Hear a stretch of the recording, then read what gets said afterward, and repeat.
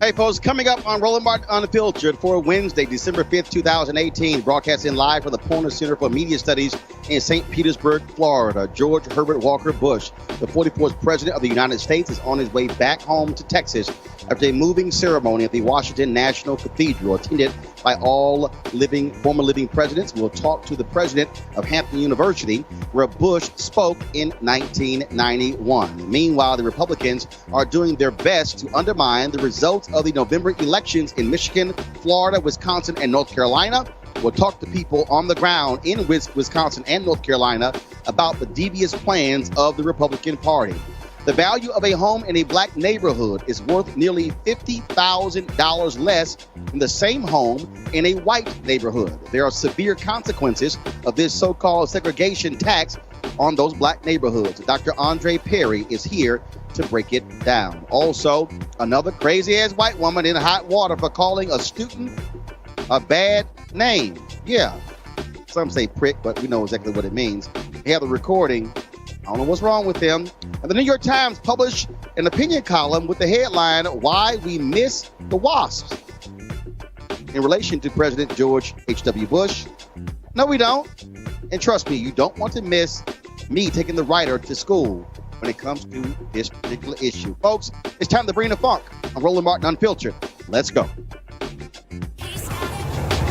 Whatever the biz, he's on it. Whatever it is, he's got the scoop, the fact, the find. And when it breaks, he's right on time and it's rolling.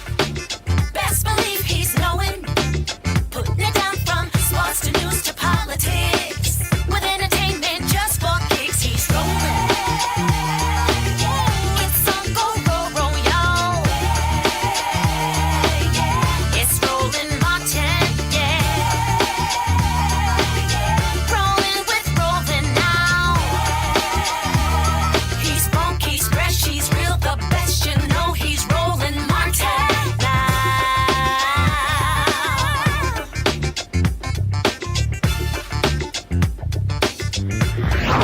Martin. Today at the National Cathedral in Washington, D.C., more than 3,000 invited guests, including all living presidents, met there for the funeral of President George H.W. Bush. He, of course, the 41st President of the United States. Among those there, of course, his son, President George W. Bush. Also, his son, Jeb Bush, former governor of Florida. Eulogies from George W. Bush, Bush biographer John Meacham, and also former Senator Alan Simpson all took place. Everyone agreed not to trash talk Donald Trump, even though he was there, gave pretty much a cold response to the Clintons, only shaking the hands there of President Barack Obama and Michelle Obama as well. The contrast throughout the entire funeral was obvious in terms of when Bush was president compared to what we are seeing today. And so all across, of course, here's a video there of the former living presidents there. Also, of course, you had the vice presidents, Dan Quayle, who served under President Bush. You had Joe Biden, who was there, in addition to Al Gore. All of those vice presidents were there, as it was a packed church. George W. Bush talked about the final words from his father, where he got emotional. You see right there where he was tearing up, laughing about, of course, some of that eulogy, but also tearing up because the final words of his father was, "I love you." And so today, of course, was a national day of mourning for President George H.W. Bush, a national day. Donald Trump called for that. The body of President George H.W. Bush is flying back to Texas, where there will be a funeral tomorrow at the Episcopal Church St. Martin's in Houston at 11 a.m. Central. Then there's going to be a private burial at Texas A&M University, where the Bush Library is located, and he will be buried next to his wife, Barbara Bush, former First Lady, who died 8 months ago. Of course, we've had several African Americans on the show on Monday and Tuesday talking about the legacy of President George H.W. Bush. Joining us right now is Dr. William Harvey. He, of course, is the president of Hampton University, where George H.W. Bush spoke there at one of their commencements in 1991, of course, while he was still president. How you doing, Dr. Harvey? Roland, I'm fine. How are you? I am doing great. So first and foremost, your thoughts and reflections on President George H.W. Bush. Him and his family were huge supporters of the United Negro College Fund, of course, supporting HBCUs. What do you recall about his visit, given the commencement speech there at Hampton University in 1991? Well, let me just tell you that I thought that President George Herbert Walker Bush was an outstanding individual. He was a man that, from my point of view, helped HBCUs more than anybody that I know of in my 41 years. He helped us in so many different ways. For an example, he came and spoke here at Hampton in 1991. And it was a wonderful visit. The amount of money to HBCUs went up from 89 to 1990, over $118 million. He encouraged consortium agreements among HBCUs and research institutions out in the Midwest to try to get HBCUs to do more research. He encouraged and directed that more money be spent on science and STEM fields. So he was just a terrific fellow that supported all of his life black colleges. When he was a student, undergraduate at Yale, he founded, not just being active, but he actually founded the UNCF there. He was always very supportive of HBCUs right up until the time that he passed. I can even say to you, after he left office, during my 25th anniversary here at Hampton, and this is my 41st year now, the MC came to the mic and said that they had a surprise. There was a video tribute to me from him. I knew nothing about it, and I was just as surprised as everybody else. He said some awfully kind things about me, but he was also very humorous, because at the very end, he said to the trustees who were present, Dr. Harvey has worked tirelessly for Hampton and the nation, and said he's due a sabbatical. Why don't you give it to him? Well, that got a big laugh, and then the next day, the trustees did give my wife and me a sabbatical for 9 months down the Hilton Head. What I'm saying is that he was very supportive. I can give you a lot of examples. Let me give you another.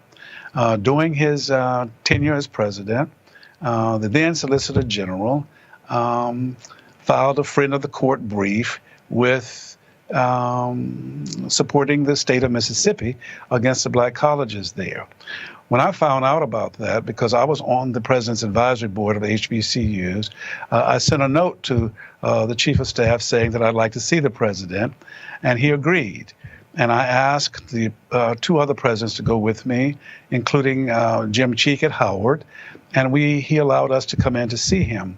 So I said to him that, Mr. President, I know of your support for black colleges, and I was a little surprised that your administration has filed a friend of the court brief for the state of Mississippi. And he says, well, Bill, I don't think that that's true.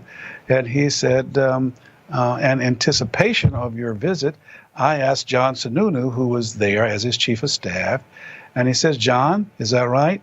So Mr. Sununu gave him a piece of paper that he let me see where he said that wasn't correct. So he looked at me and said, Bill, I just don't think that that's true. I said, Mr. President, with all due respect, it is true. Well, he got a little upset, and he said, Boynton, he was talking to C. Boynton Gray at the time. He said, find out what the story is and get back to me. And he said, Bill, can you come back at 2 o'clock today? I said, of course, Mr. President. So I went back, and I was ushered into the Oval Office, and when I walked in, he was laughing. He said, Bill, I should have known you knew what you were talking about. He said, but that's being corrected as we speak. We will withdraw that friend of the court brief on the side of the state of Mississippi. These are just one, two of the several things that I could talk about that shows that he supported HBCUs.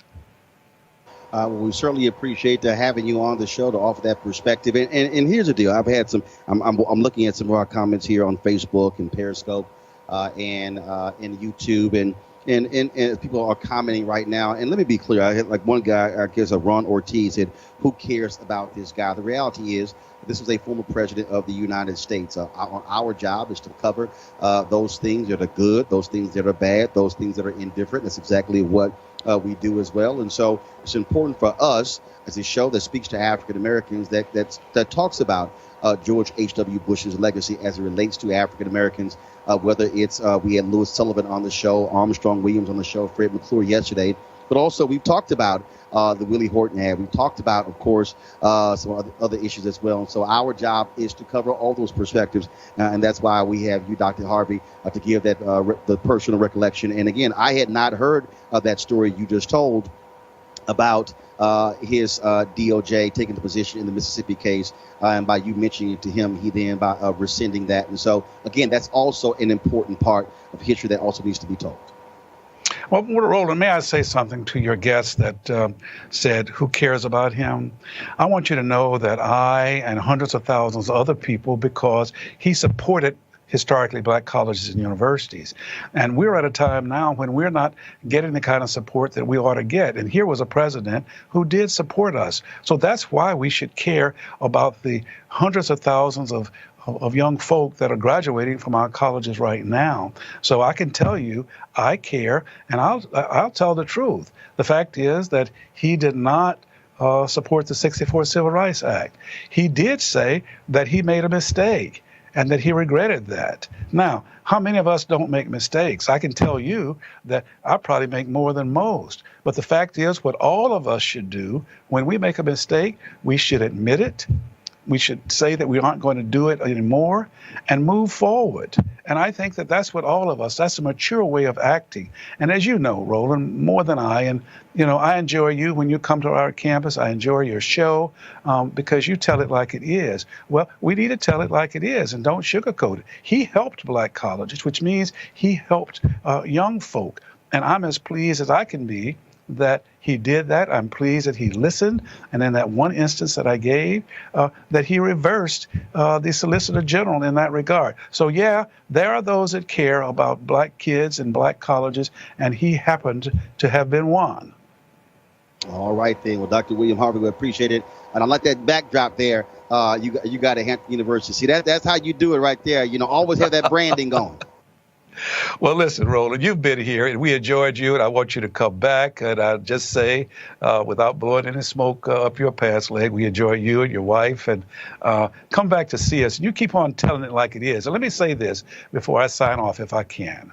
Mm-hmm. We need more people who will reach across the aisle, because everybody thinks they're right.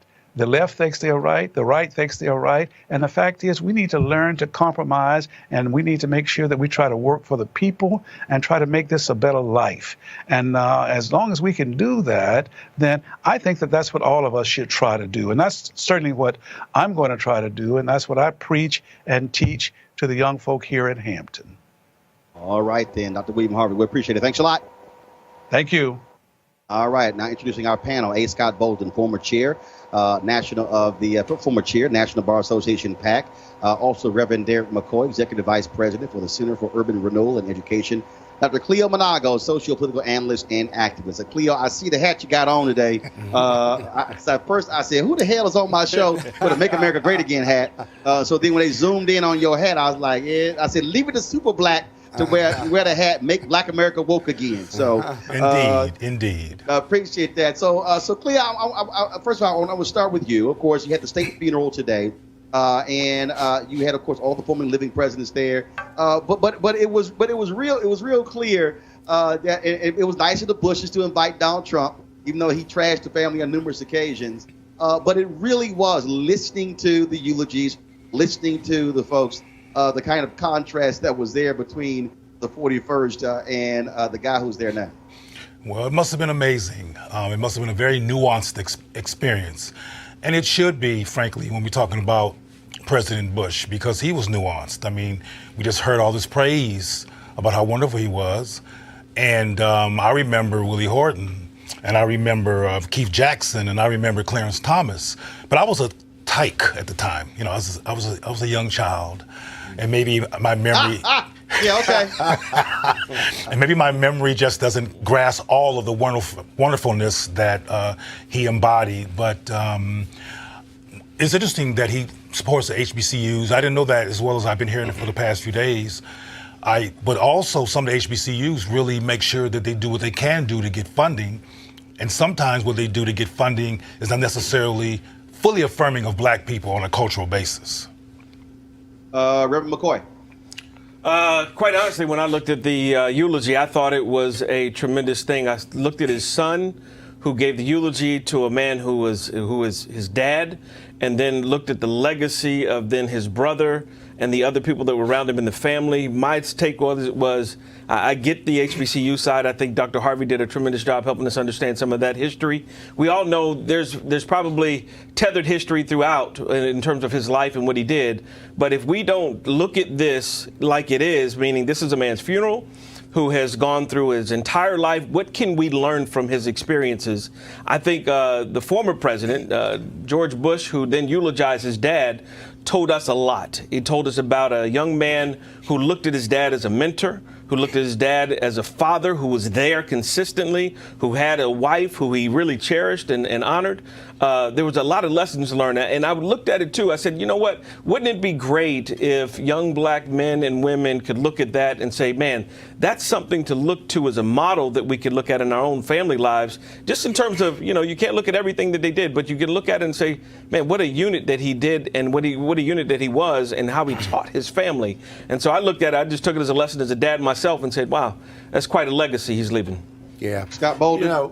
Roland, he was an incredible human being vis-a-vis public service. And despite our disagreement with a number of his policies, the reality is the most powerful part of this funeral was how we compare George W. Bush or George Herbert Washington Bush to our current president. You didn't have to trash Trump at this funeral in order to understand the dichotomy and the comparative that all of us were seeing and feeling.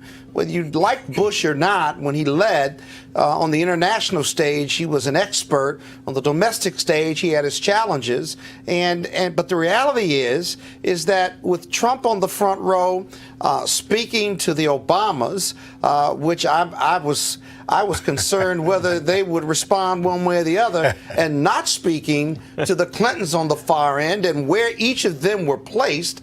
I got to tell you, the organizers had some challenges, but Donald Trump drives that negative narrative. And it was just, in my opinion, out of place for him to be there because he represents so much that's different and the opposite than what George Bush, the deceased, former president, represented to all of us. That's human decency, whether you agreed with all of his politics or not. Well, again, the Bush family chose to invite him there. Yep, I know. I got you. I got you. About being decent. He's the president. Right. So, absolutely. And look, the current president can learn something from him, perhaps. He ain't and something from that. Yeah, but it was odd for him to be there because he had attacked every other president. Absolutely, but you got to give him an opportunity to learn. The most operative word there is perhaps. It was odd because he had attacked every other president in the front row, not just politically or policy-wise, but personal attacks. Well, has no place for it. Well, here's the deal. Bottom line is there. You hope you learn something through osmosis. I doubt osmosis. It. The Bush family will put their patriarch to rest tomorrow. Again, Texas A&M University at 6 p.m. And so the National Day of Mourning, of course, ends tonight. Let's go to our next story, folks. The Republican Party, not just Donald Trump, is just trying and succeeding in ignoring election results and the will of the people. First, with voter suppression, then rejecting registrations as well as ballots. And if they lose, trying to reverse the outcome of elections with legislation. Case in point right now, what is happening in Florida, delaying the implementation of Prop 4. Of course, that was the law that was passed that gave the voting rights to the formerly incarcerated 1.4 million people, Desmond Meade, and he, of course, fought for that for 10 years, and now they're trying to delay it. In Michigan, Republicans who control the legislature are poised to give themselves the authority to stand up for the GOP, really backing laws if they think the incoming Democratic governor and attorney general are not adequately defending the state's interests. In North Carolina, trying to rush certification of an election before their election fraud is fully exposed. In Wisconsin, where last night the legislature, cut the power of the incoming Democratic governor and attorney general. Talk about absolutely crazy. Joining us right now is Wisconsin State Democratic Senator Lena Taylor, one of 2 black senators in Wisconsin. Senator Taylor, glad to have you back. First of all, on Roland Martin Unfiltered, we talked to you, of course, when I had News One Now and Yes. TV1. And talk about just absolutely crazy what is happening there. You were up all night watching the will of Yes. the voters being grossly overturned by Republicans in Wisconsin. Exactly. Roland, first of all, thank you for having me. It's such a pleasure to be with you again. It's always good. I love watching you. I love hearing you. I love seeing you on Facebook. But yes, what happened yesterday was just completely an assault on democracy. It was a power grab, as many people will say, but they were democracy gangsters. That's what they were. And they literally tried to silence the people. They did, very candidly, strip the governor, strip the attorney general of powers and give it to the legislature.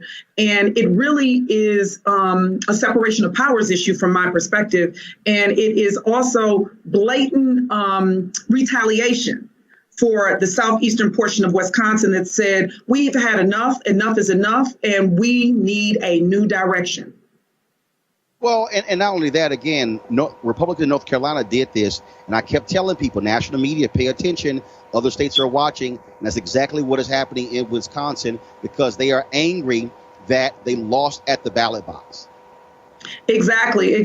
As well as it's my understanding that they're trying to do the same thing in Michigan. One of my sorors, I'm in an AKA, texted me yesterday and told me to connect with one of her classmates from law school who is in North Carolina and said that they had this experience. So it was truly my intention to do that. But I was on the floor then, so I'm going to still follow up to figure out what can I do as we go forward, because this battle is not over.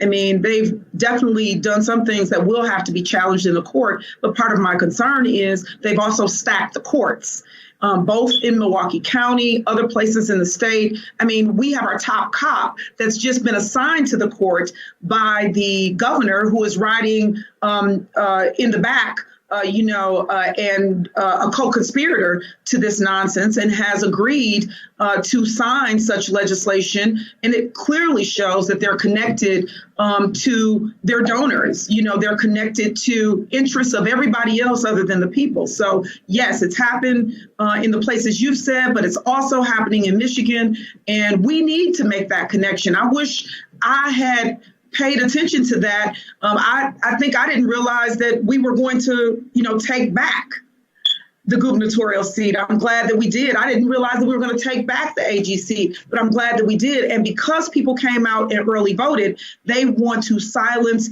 people's ability to early vote. And in particular, they want to make it where they shrunk, where we can only early vote for 2 weeks. So last 24 question hours for a day. you. Obviously, we saw the recall of Governor Scott Walker, which he beat back. These Republicans in the legislature, does it allow for a recall of any of them? Can voters demand that or push for that? Because I'm quite sure Wisconsin voters are not happy seeing what they're doing right now, especially based upon the protests we've seen. That is correct. Wisconsin voters were there. They locked the people out of their house. They were there saying, this is our house. They also wanted to lock them out of the gallery. They locked them out of the committee, and then they wanted to lock them out of the gallery. Yesterday, we had a pushback on that, and we got it the way that so that people could be there. So I do believe that people want to push back. A recall is possible of individuals who have at least been in office 1 year after their election. And people should pay attention. This is Robin Vos, the Speaker in the Assembly, and the Majority Leader, Scott Fitzgerald, trying to flex and to suggest that they are going to govern, and trying to push back on Evers to say that he does not have the strength and he is not going to be a good governor, and trying to handcuff him so that he cannot do the work that he ran on and that the people said that they wanted, and the reforms that they said they wanted. So I believe that the people will continue this process. They were there outside the door. People were there till 1, 2. One guy was there till we finished. There were 2 individuals in the gallery there until we finished. There were people in the hall. So I do believe, yes, Roland. And if people want to help, people in Wisconsin to do that, please do. We need that help. All right, Senator Taylor, we certainly appreciate it. Thank you so very much. And keep up the fight. Thank you so much. And we will. All right, thank you. Folks, in North Carolina, we've been covering the absentee ballot fraud allegedly conducted by GOP operatives. New documents show they were offering money for unsealed absentee ballots that could be later filled in with votes for Republican candidates for Congress and sheriff. The man at the center of the alleged election fraud is Leslie McCrae Dowles, and he may have been doing this for years. The Charlotte Observer newspaper, in an editorial, called for a new election. A North Carolina political science professor began looking into these absentee ballots right after the State Election Commission refused to certify the results. There were allegations of election fraud. That professor is Dr. J. Michael Blitzer, professor of politics and history is it Catawba College? It's Catawba College, yes. Guys, I want to make sure I pronounce it right. And he joins us right now on Roland Martin Unfiltered. First and foremost, what was the spark for you to start looking into these weird ballots coming out in this particular race? Well, you're right. Last Tuesday, when the State Board of Elections chose not to certify the 9th, that was an immediate signal. The vice chair at the time came out and said there are improprieties in the area that I come from. He is from that area of Bladen and Robeson County, Cumberland County. And so I decided to start looking at the data to see, okay, we've got the election results. We know how people voted in terms of election day, early voting, and also absentee by mail. And I looked at the absentee by mail for all of the counties, and there are 8 counties within the district. 7 of them went for the Democratic candidate, Dan McCready. Only 1 went for the Republican, Mark Harris, by a 61 to 39% split, and that was Bladen County. Now, the North Carolina State Board of Elections releases publicly available information about who has requested absentee ballots, and they don't tell you who they voted for, but they tell you which party affiliations those voters are. I looked at that data and found that of that 61 to 39 split, only 19% of the voters were registered Republicans, meaning that literally every unaffiliated voter, about 38% of them cast ballots by mail, had to vote Republican, plus have some crossover votes from registered Democrats. Now, in rural North Carolina, that could happen, but the likelihood was extremely low. That's when I started digging into the data, wrote a blog post, and honestly, it has taken off from there. And we've heard Republicans in North Carolina, all across the country, talk about voter fraud. No, this is election fraud. That's what Correct. This is. Exactly. This is election fraud. We have heard, and in fact, the state of North Carolina is considering the implementation legislation for a constitutional amendment that was passed, which the state of North Carolina and its voters approved for a voter photo ID. They're discussing the legislation now. All of the controversy around that legislation has been about we need to protect the integrity of the vote system. We need to make sure that people who are not registered or legally allowed to vote can cast a ballot. That is one side of it. But this is election fraud. This is taking someone's legal ballot and vote and manipulating it. That is something that is on the other side of the issue, and I think has really come to the forefront. Yes, voter fraud is very rare. It is minuscule in terms of the issues, but to have this kind of systemic and what appears to be long-term election fraud process going on in these counties is something to be concerned about.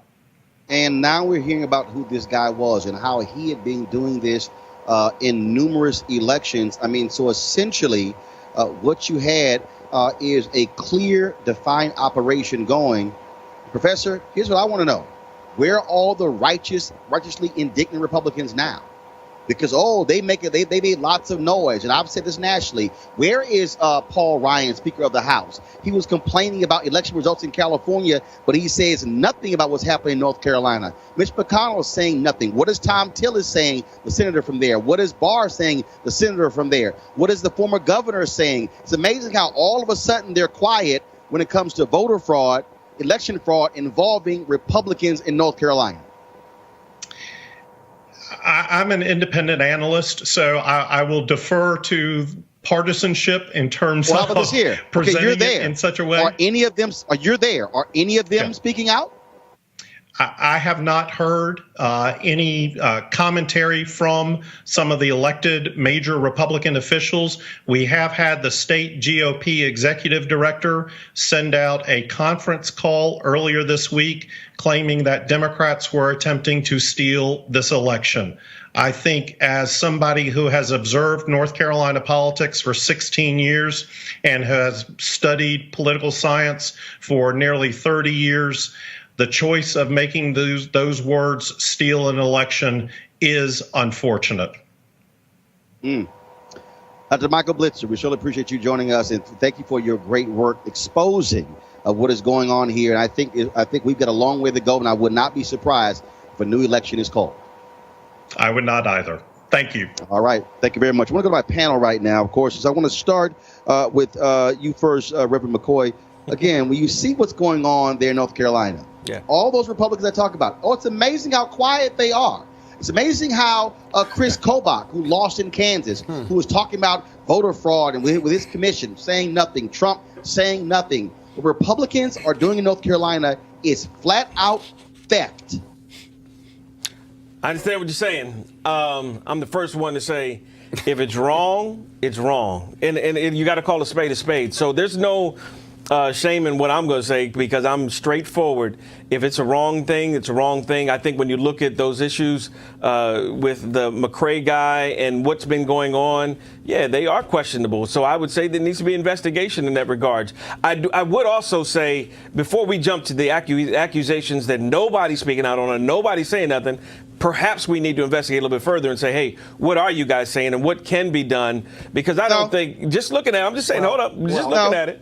No, they've done a lot of investigating already. If I may, Roland, let me just say this. I've looked at local reports in preparation to be here tonight, and not only were they sloppy about it, which tells you they've done it before, this Dowless individual, right?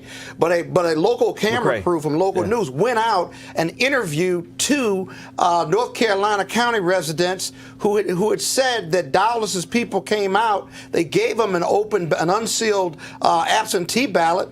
One couldn't read, and the other one couldn't remember who he had voted for, and he had only voted for in two races, but he had filled out the ballot. They had helped him fill out the rest of the ballot, and he couldn't remember who he had voted for. And so there's a substantial amount of evidence, empirical data, yes, but real hardcore witness testimonial evidence here that if the state or the commission investigates it, you're either going to get a new election or you don't count all of those votes, which means the Democrat is not stealing the election, it's righteously giving that individual the election. They'll try not to do another one if they can under North Carolina law, but otherwise the better way to do it is just throw out those ballots that you have that are seriously questionable. Leo, we have covered the shenanigans, the evil things the North Carolina GOP has been doing, and I'm saying it for a reason, because what they have done by having a supermajority is callous and shameful, and the reason I am blasting them by name for saying nothing, even if you want to say wait for an investigation, you at least could have the decency to say, hey, there's a problem here, let's get it right. But they don't want to do that because this shows how Republicans have been involved in a wrongdoing. Cleo? Well, not only does it show wrongdoings on the behalf of Republicans, the people that you're talking about who won't say anything benefit from this fraud. This is something that's helping them. So they're not going to, and obviously Trump cares nothing about honesty and being appropriate and integrity. So they're not offended by this anyway. And the bottom line, as I said, it's good that you're blasting them, because somebody needs to blast them, because there's people all over the media landscape who I think are on their side as well, who are very neutral in terms of how they talk about the incident. But the bottom line is that the people that you're talking about who won't say anything are not going to say anything, because all this corruption is in benefit to them. And let's talk about not saying anything. Let's look at Prop 4 in Florida. Of course, that was a law that was passed by the voters that will restore the voting rights of the formerly incarcerated. It passed by a huge margin on November 6th. But guess what? The Republican Secretary of State in Florida, Kenneth Detzner, and the outgoing Republican governor, Rick Scott, they want to delay implementation of the law. So the Republican-controlled legislature can be consulted. They're doing this because there are 1.4 million people who now going to have the right to vote, including many African Americans. So the question is this, Reverend McCoy, I'll start with you. What the hell? This thing, Reverend McCoy, what the hell? Yeah, Reverend McCoy, what the hell? This thing was passed by Republicans and Democrats. It was to change the state constitution. The point of this referendum is to take it out of the hands of the Republican legislature, where they have a supermajority. So now all of a sudden, let's consult the legislature. Again, this is ignoring the will of the people. I agree. It's one of those things that every situation you put, whether it's Wisconsin, North Carolina, Florida, that you've talked about today, all of those are real serious issues that I think need to be addressed. So I'm not backing down from it. There's one key thing that's consistent. There's one key word. And you're going to say Republicans. Now, Michigan, Florida, Wisconsin, North Carolina. Right. The GOP. Right. But the GOP is not monolithic. So there are people in the GOP that I think are very concerned about the issue. The point that people were able. Right. They're not in the Florida legislature where they're trying to legalize voter suppression. Well, they helped pass the bill. I mean, they actually helped understand that people that were incarcerated now have their rights restored to be able to put it in there. What are you consulting the Republican state Senate for in Florida? What do they have to consult about? Whether there's 1.4 million, we're going to let them vote or not? Or can we do something before the Democrats take over? This is legalized voter suppression by the Republicans. It makes no sense. And I'm going to tell you, Roland, in North Carolina, 2 district attorneys in Baden County and the neighboring county, right, are both investigating this. And if they make an arrest, I think it'll send a message, not just not in North Carolina, but elsewhere, that whether you're Democrat or Republican, that district attorneys are certainly going to be investigating and prosecuting real voter suppression here. Well, we got to have integrity in our judicial system as well as our election system. And when those guys investigate, and if our election system is wrong, and if it's fraudulent, it needs to be eliminated. But see what concerns me. Okay. Everybody stop. All right, everybody. You mean everybody? Everybody. Oh, he's from Texas. He's from Texas. Everybody stop. Figure like he's from D.C. But I do want to say something about this, though. Hold on, Cleo, you're going to say something, but here's the thing. 10 years, Desmond Meade worked to get this on the ballot. Yep. I'm in Florida right now, in St. Petersburg, Florida, for 10 years. Yep. It passed. It needed to get 60% of the votes in the state, not a majority, 60%. It exceeded 65%. The point of changing the state constitution is to take it out of the hands of the legislature. So, Cleo, I'm just confused. What the hell is there to consult the Republican legislature for? No, the voters have decided. Well, at the risk of being extremely redundant in terms of what I say on the show all the time, there you go again, being logical and breaking things down based on material facts. But these resistant people don't care nothing about all of that. They don't care. And getting back to, well, I want to just say to you, Reverend, that a perpetual disingenuousness that I keep seeing is with black Republicans saying, well, I disagree. But it's like nothing but lip service. Well, you said that you disagree with the corruption. You disagree with the... I don't want to see corruption. Do you? Well, you said you just, a moment ago, you just said you disagree with something. Meaning I disagree with fraudulent activity. Exactly. And I'm saying that what I hear is people, similar to what you just did, disagreeing, but doing nothing beyond the verbal announcement of disagreement. Remaining in the Republican Party that's the assumption. It's difficult to swallow. But see, that's the assumption sometimes. We like to assume that just because somebody verbalizes something, they do nothing afterwards. I disagree on that issue because so what have you done about the voter suppression in Florida or Milwaukee or North Carolina? Or what are you going to do? Tell us. There we go. Well, what have Tell you us done? what are you going to do or what you have done? Because you're still a Republican. Let him answer. What's he the just point? did. He laughed. Right, Reverend because McCoy, I'm go hearing ahead. both of these guys on both sides ready to eat me alive on my answer because I got listen, it. Give your right answer. after what's that? Go ahead, give your answer. No, I'm just saying right afterwards, it's very simple to take an action forward, even from tonight, and say, you know what, let me call a couple people. Let me try to begin to reach out. Let me begin to do some stuff that may help to push this along because I disagree with some of the activity. Now, on some of the points, there's some back end stuff that is being worked to make sure that some of these things do not happen. So, hold on. I'm sorry. What we talking about? I'm not. What we talking about? Hold on. No. I don't speak in general. Right. When you say that on the back end, that's some stuff working on so the stuff don't happen. Yeah. What stuff? No, I believe there are a constituency of people. Belief? Let me answer. So Finish which one? your thought, please. Go ahead. Don't we got another topic? But go ahead. Because obviously this is not a winnable issue.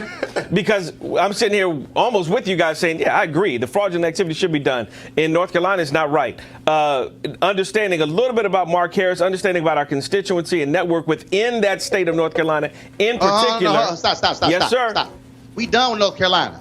I'm talking Which about one are we Proposition 4 in Florida. All right, there you go. Well, he brought up North Carolina again. So in Proposition 4 in North Carolina, it should be implemented, period. What I don't understand about black Republicans is you have a Republican Party that endorses fewer people voting, engages in legal voter suppression, and you continue to be a part of that organization, whether you black, white, yellow, or brown. How do you all engage and embrace this myth of somehow they give you as a black person political power when they do nothing but have policies against black America? Hey, hold up, stop. First of all, y'all I recommend you starting another party, being independent, or come join us. Stop. Come join us. Stop. You get stop it. You're getting off topic. Hold up. You're getting off topic. I'm gonna answer that question.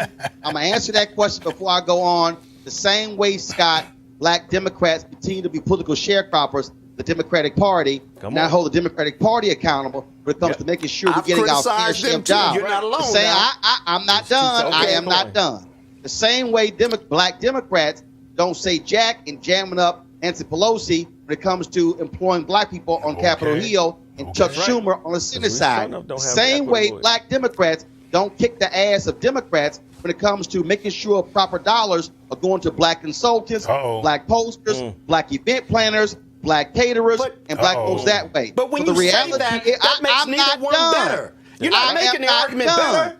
The reality is black Democrats and black Republicans should be standing up for black people in both parties. Now, here's a word from one of our sponsors. Hey, guys, I want you to write this website down. That is marijuanastock.org. That's marijuanastock.org. Now, I'm going to tell you why. As we transition into the holiday season, this is the time when we start thinking about giving and sharing. Sometimes the best gift you can give somebody is an opportunity that could potentially change their lives economically. That's why our friends at Transatlantic Real Estate have created an investment opportunity for the everyday investor. It involves legal marijuana and crowdfunding. No, we ain't trying to give you weed. We're trying to get you to make money off of weed. Now, we all know that legal marijuana has created one of the fastest growing industries in America, a multi-billion-dollar industry. We also know that crowdfunding makes it easy to be an early investor to get in on an opportunity. It really is a no-brainer.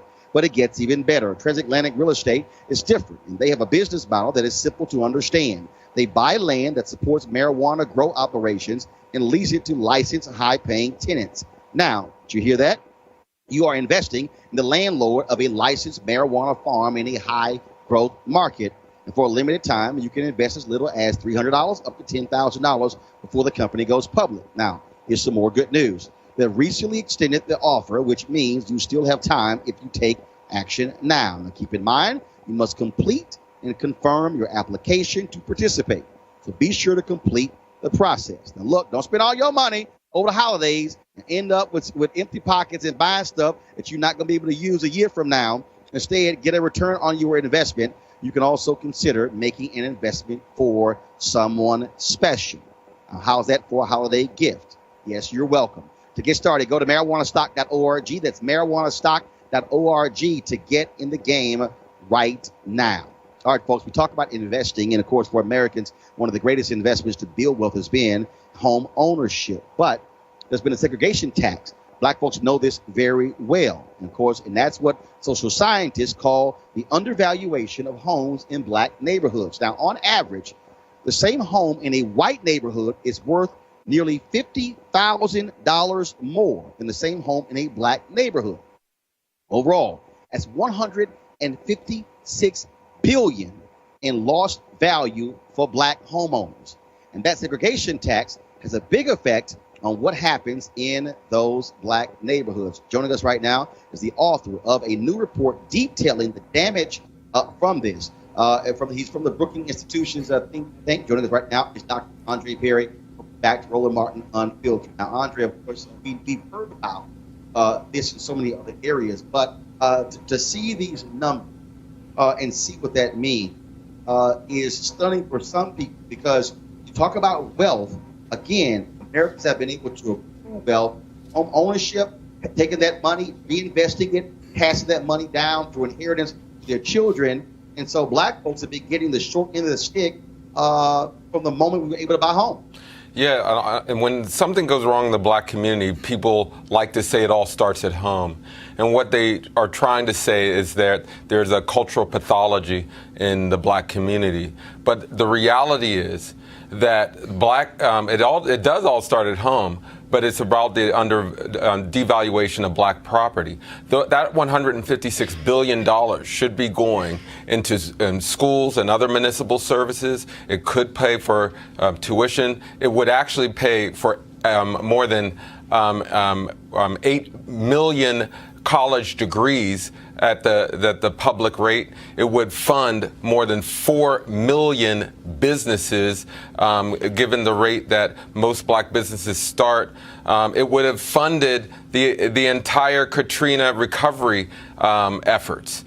$156 billion changes lives. It's the money that's necessary to uplift our communities and individuals.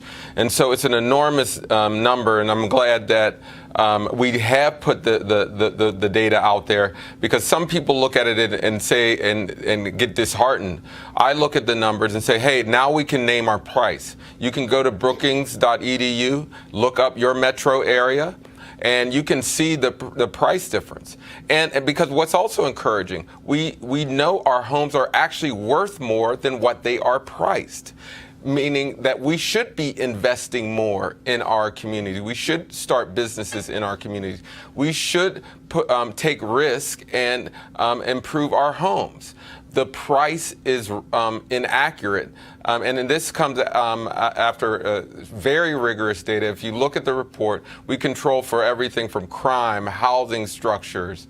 We control for walkability, transportation, all the major neighborhood and housing structure variables. And what we find is that the devaluation, and it's an enormous number.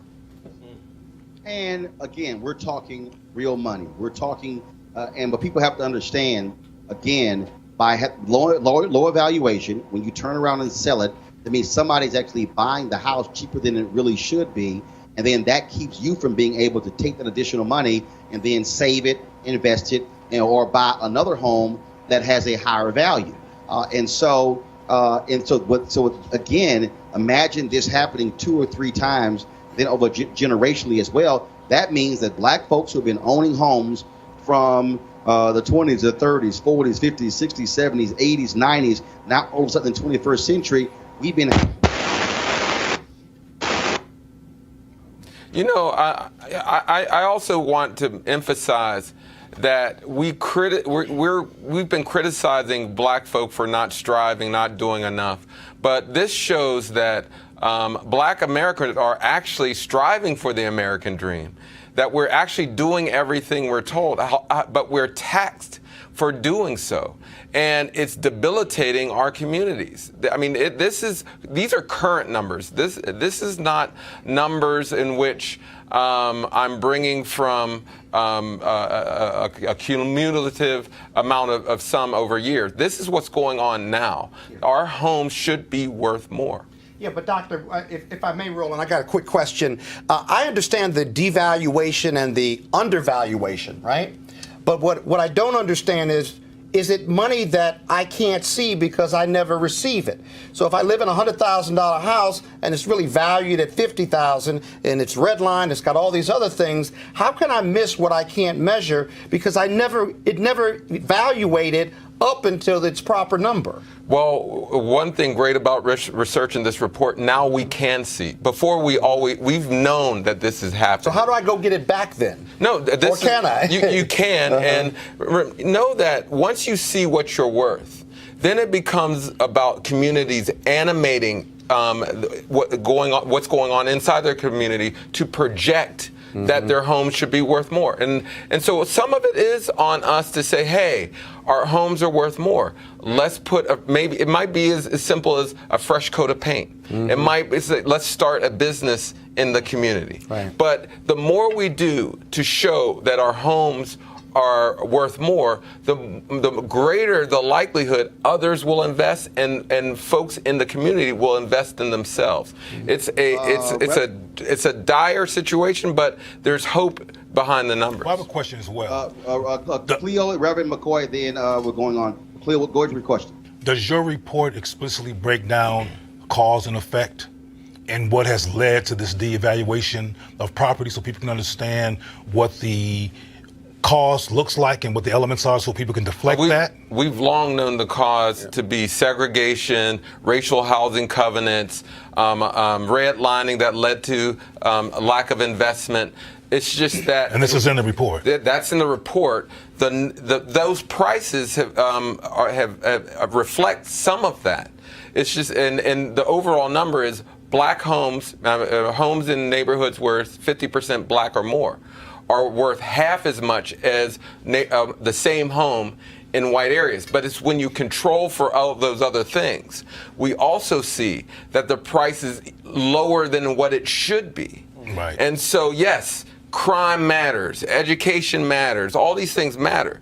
But the concentration of blackness is lowering the price even further. It's almost as if people are saying, oh, there's 4 times more crime going on in that neighborhood. The homes are worse than what they should be, or what they are.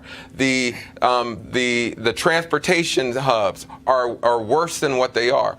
There's this projection of negativity that's lowering values more than what they should be. So what happens if that black family moves to a white neighborhood? Does that devaluation follow them? No, well, we looked at the concentration of blackness. So as long the whiter the community, the more you're coming close to market value rates. Right. And so it's the concentration of blackness matters. Reverend McCoy, final question. Yeah, from a quick one. From a policy standpoint, what can we do to improve that? Because I was participating in a town hall not too long ago in Chicago, and some of the representatives there didn't even understand it because we looked at the valuation of property there and in the west side and what it was right around the corner, and it was very different. You know, a lot of the regulations that that occurred under the Obama administration have been eroded, and they were not perfect. What is clear, we do need race-based regulations. And some have argued we deserve reparations based on these numbers. Yeah. However, it is clear that there needs to be race-based policies that address the housing market, the real estate agents, appraisals, which are some of the most loose standards, and you get a variability there, and lending. All those things are have so much subjectivity in it that it negatively impacts black folk all across the board. All the time. All right. Yeah. Doc, we certainly appreciate it, man. Thank you so very much. We'll definitely have you back on the show. You're welcome.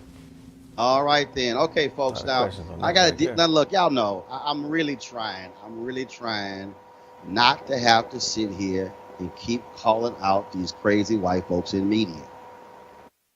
But they keep getting on my damn nerves. All right, so check this out.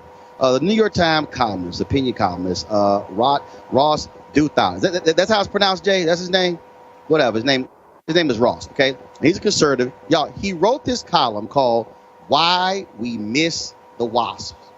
Okay, now it was dealing with the death of President George H.W. Bush. Now here's an excerpt from his column. The nostalgia flowing since the passing of George H.W. Bush has many well springs. Admiration for the World War II generation and its dying breed of warrior politicians.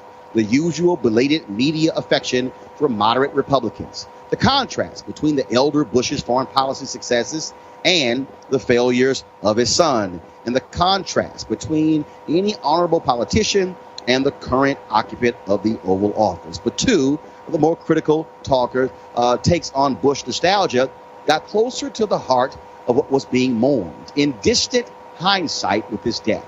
Writing in The Atlantic, Peter Beinart described the elder Bush as the last president deemed legitimate by both of our country's warring tribes before the age of presidential sex scandals, plurality winning and popular vote losing chief executives, and white resentment of the first black president. Also in The Atlantic, Franklin Foer described the subtext of Bush nostalgia as a fondness for a bygone institution known as the establishment, heartened in the cold of New England boarding schools, acculturated by the late-night rituals of Skull and Bones, sent off to the world with a sense of noblesse oblige. For more than a century, this establishment resided at the top of the American caste system. Now it is gone, and apparently people wish it weren't. Now, I think you can usefully combine these takes and describe Bush nostalgia as a longing for something America used to have and doesn't really anymore.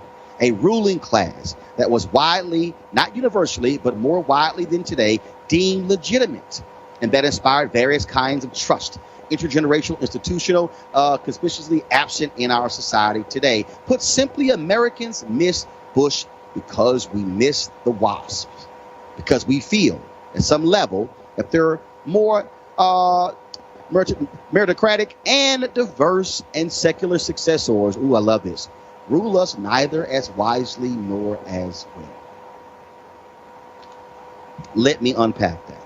So what essentially he is trying to lay out is that you had white Anglo-Saxon Protestants like President George H.W. Bush, who ruled in a different way than those who followed him, including his son, including Bill Clinton, including Barack Obama, including Donald Trump.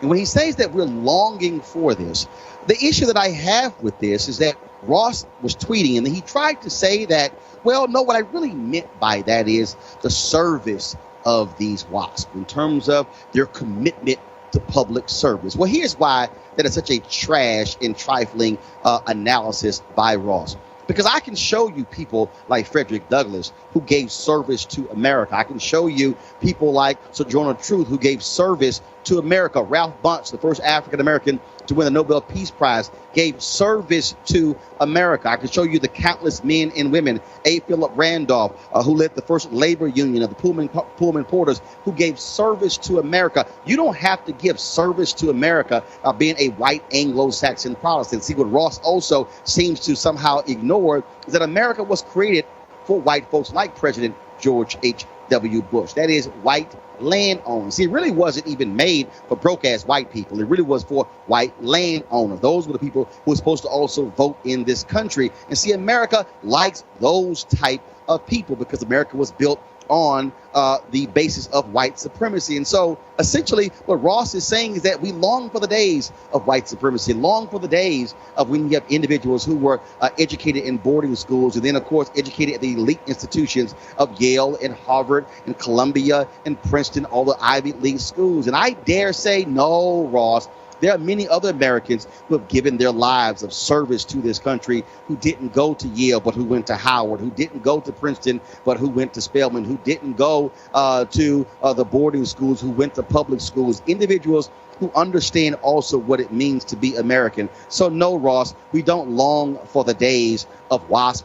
running America. We actually long for the days of when individuals who live in real America, America who's actually had to deal with something, folks who didn't get hooked up as a result of their white privilege, folks who also did not use their white privilege to get their children in schools that they didn't have the grades to get into. Even George W. Bush admitted so in 2004 when I was one of the 4 journalists who questioned him at the Uni Journalists of Color Convention in Washington, D.C. And the problem that I really have with that piece is the New York Times is run by a black man, Dean Beckett. So how does America long for the day when WASP ran the country when the first time in the history a black man is your boss at the New York Times? Not a black man saying, yes, boss, but a black man said, yes, I am the boss. See, the real issue, and I keep telling y'all, and at some point y'all gonna realize this, is that the problem that we have, white folks are fearful of the future. They are fearful of America, where the WASP will not be controlling this country, where we are not going to have the day that every time this is a Supreme Court nominee, they're going to come from Harvard or Yale. They actually might come from law schools at TSU or Howard University or Florida A&M. See, that's actually real America. See, if you read this article, and I really tried to understand what the hell he was saying, besides it being extremely poorly written, is that we don't long for the days of folks like George Herbert Walker Bush. In fact, he even took a shot in the piece where he said that Mitt Romney and Barack Obama, in many ways, operated in the same vein as the WASP. Well, because see, here's why, Ross, because the WASP constantly tell us we've got to act like them. The WASP tell us if you want to be accepted, you must go to the schools that we go to. You must dress like us. You must talk like us. You must walk like us. That's also perpetuating white supremacy, Ross. That's what you don't seem to quite understand. So no, I don't long for the days of WASP running America. In fact, I long for the days when we have people who come from other places who don't get us into wars we should not be in with people who are brown because they somehow want to control their oil or somehow want to control their natural resources. See, that's actually the history of the WASP. The WASP also are the ones who ran Native Americans off of their land and decimated their history and decimated their people. See, that's also a history I don't quite long for. It's also the WASP who also denied black folks opportunities during the period of Jim Crow and after slavery. That to me is also the days I don't long for. I don't long for the days of Dred Scott. I don't long for the days of Plessy versus Ferguson. I don't long for the days when Heman Sweat had to sue the University of Texas and they created a black law school now as called Texas Southern University because they couldn't get to the University of Texas. I don't long for the days when black folks had to be led into the University of Mississippi with federal troops, all because of the WASP. No, Ross, that's a day that we don't long for. And in fact, we are more than happy to say good riddance. I want to thank Reverend Cleo and Scott Bolden being on my panel today. Thank you so very much, folks. Also, thanks for all of you for joining us who have been watching on YouTube, Periscope, and Facebook. Don't forget, we want you to support Roland Martin Unfiltered by joining our Bring the Funk fan club.